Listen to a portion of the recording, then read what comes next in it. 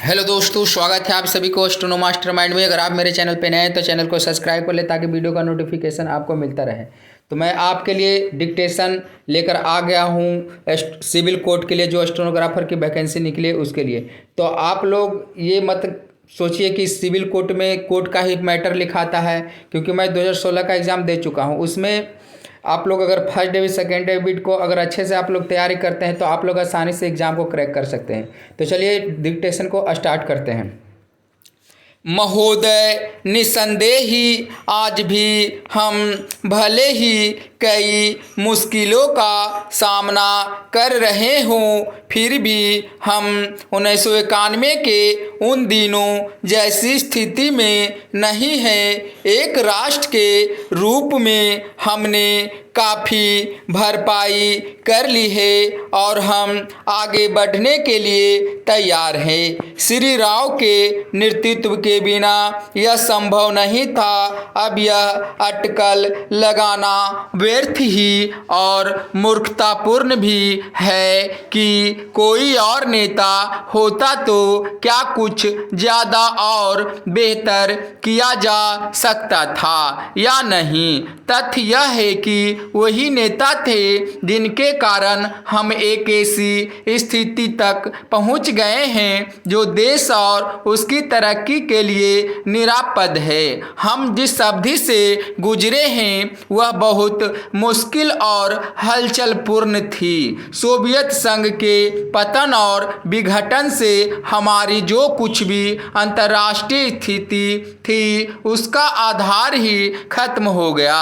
ऐसा लगता है कि हमारे देश में कुछ लोग इस घटना का पूरा मतलब नहीं समझ पाए हैं। बेशक यह कम्युनिस्टों और आधुनिक समाजवाद के अन्य समर्थकों के लिए बेहद चिंता का विषय था। इससे उन सभी निष्पक्ष देशभक्तों को काफ़ी दुख हुआ जिनके लिए सोवियत संघ अच्छा मित्र था और अकेली विदेशी शक्ति थी जो हमेशा हमारे साथ खड़ी होती थी। उससे हमें काफ़ी नैतिक और भौतिक समर्थन भी मिला था। हमारे देश में सोवियत संघ के तमाम मित्रों में भी सभी लोग यह नहीं समझ पा रहे हैं कि आर्थिक, वैज्ञानिक और प्रौद्योगिकी के हिसाब से इसका क्या मतलब था, और जब हमें सख्त ज़रूरत थी तो कोई ऐसा नहीं था जिसकी ओर हम देखते।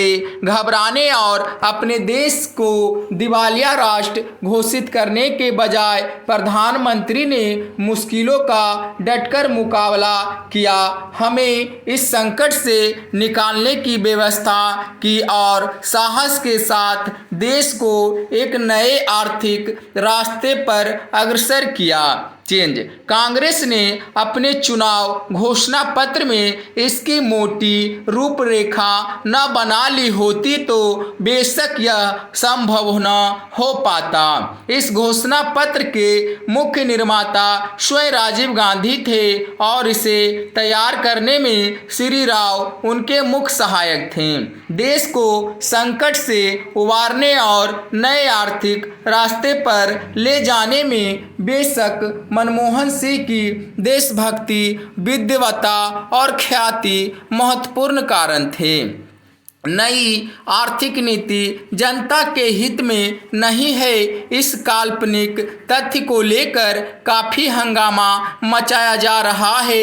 इसके उलट अगर उसे अपेक्षित ढंग से लागू नहीं किया जा रहा है तो इसकी वजह यह है कि जनता के नाम पर हर तरह की आंशिक और कॉरपोरेट मांगें पूरी की जा रही है। प्रधानमंत्री ने दो महत्वपूर्ण तरीके से नई आर्थिक नीतियां बनाने में अपना योगदान दिया है। सबसे पहले तो उन्होंने नई नीति लागू करने के लिए मध्यम मार्ग अपनाने पर जोर दिया है। नए आर्थिक कार्यक्रम को लागू करने में उन्होंने जो दूसरा महत्वपूर्ण योगदान दिया है वह है इसके पक्ष में राष्ट्रीय सहमति बनाना। तो दोस्तों, अगर आप लोगों को डिक्टेशन अच्छा लगता है तो दोस्तों के साथ शेयर करें।